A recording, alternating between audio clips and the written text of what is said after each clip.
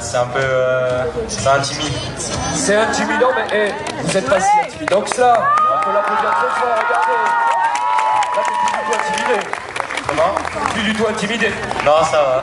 Ça va. Alors, les 30 premiers kilomètres, les 30 derniers kilomètres de l'étape du jour, finir sur les Champs-Élysées, la plus belle avenue du monde, et partir de Montgeron, là où tout a commencé il y a 114 ans, c'est forcément une étape spéciale. Bah oui, c'est énorme.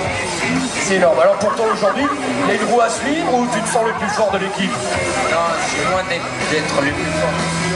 Loin d'être le plus fort, mais il y a parfois des surprises, hein, on a vu par le passé que c'est pas tous les jours le plus fort qui gagne. Alors tu reviens de blessure, je crois, fracture du poignet, c'est ça? Non, j'avais mercredi lors d'une course. Donc ça n'a rien à voir. Alors qu'est-ce qui s'est passé? Raconte-nous. On te voit bandé de partout, là, ça nous rappelle certains coureurs du Tour de France. Malgré ta blessure, tu vas courir. Bah oui, je pouvais pas rater ça, c'était quelque chose à vivre quand même. Alors comment s'est déroulée la sélection d'ailleurs? Ça, je sais pas. On ne sait pas non plus. Sans doute par rapport à tes résultats, tes victoires cette année? Non, pas cette année malheureusement.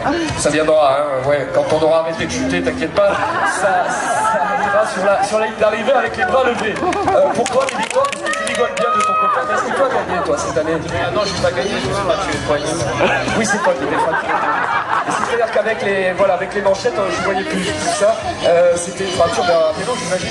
Ouais, un vélo Sur une chute, dans un sprint? Non, c'était après une relance et il y a quelqu'un qui est tombé devant moi. Ah oui, ça. Eh oui. La faute n'a pas de chance. Mais après, on a vu que certains coureurs revenaient plus fort. Regarde, Warren Barguil, il était blessé au Tour de Romandie. On s'est dit c'est fichu pour le Tour. Et 2 mois après, il gagnait 2 étapes, le maillot à poids et super combatif du Tour. Ton coureur préféré, c'est Warren, oui. Oui, Warren Barguil, c'est la révélation du Tour de France cette année avec ses 2 victoires d'étape. Bonjour, ton prénom c'est? Dieu Marcel. Alors, comment ça se passe cette saison? Bien. Bien, mais pas si bien que ça finalement. Une victoire ou pas? Encore, qu'est-ce qui s'est passé? Je suis bien placé, mais j'arrive pas à virer en tête. Ah, quand on n'arrive pas à virer en tête, qu'est-ce qu'il faut faire? Il faut essayer de jouer un peu des coudes, il faut se rapprocher des premières places, je sais pas, qu'est-ce qu'il faut faire d'autre? J'arrive pas trop à rester devant. Ah, moi c'était pareil. Je n'arrivais pas à rester devant, mais ensuite, eh bien, donc j'ai pas gagné non plus, mais je pense que l'an prochain ça ira pour toi. Le sprinter de l'équipe, on a vu, toi tu as des résultats sur piste hein, cette année. On verra comment ça se fait l'année prochaine quand même. Alors on va où sur la piste la plus proche ici? Sinon, moi je fais des vélos à 50 ans uniquement. Je suis à 50 ans. Voilà. Oui, sur le nouveau vélodrome national qui est magnifique.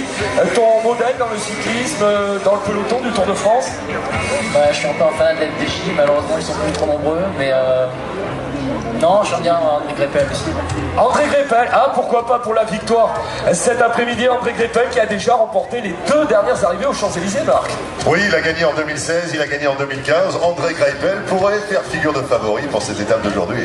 Allez, on continue côté pronostic pour toi, qui va gagner l'étape aujourd'hui? Je dirais que parce qu'il a gagné en 2016 et en 2015. Oui, c'est ton favori, André Greipel. Et pourquoi pas Nasser Boigny, qui n'a bien jamais disputé l'étape des Champs-Élysées? Est-ce que Nasser peut gagner l'étape aujourd'hui? Moi je sais pas, je me trouve un peu loin pour l'instant, sur le tour cette année. Moi je dirais Greipel aussi. Greipel aussi, mais on a vu que côté français, l'an dernier, Brian Cocard n'était pas loin de la victoire, donc pourquoi pas voir Nasser. Des victoires pour toi cette année? Oui, de prendre sur piste, mais sinon pas grand chose. Ouais, pas grand chose, mais ça viendra parce que la piste est une belle école de formation. Et ça fait quoi d'être ici sur le podium de Montgeron? Après ça, donc ouais, c'est vraiment super. C'est vraiment super, c'est unique.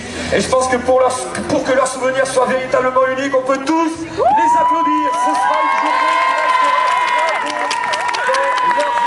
tout au long de leur carrière qu'on leur souhaite longue et belle, mon cher Marc. Oui, Michel, effectivement, un petit mot quand même avec nos amis les élus. Sophie Rigaud, qui est vice-présidente du conseil départemental de l'Essonne. Alors, Madame Rigaud, quand on voit ces jeunes pousses, les cadets juniors qui vont vivre une journée inoubliable, les 30 premiers kilomètres de l'étape officielle, et puis l'avenue des Champs-Élysées, qu'est-ce que ça vous inspire?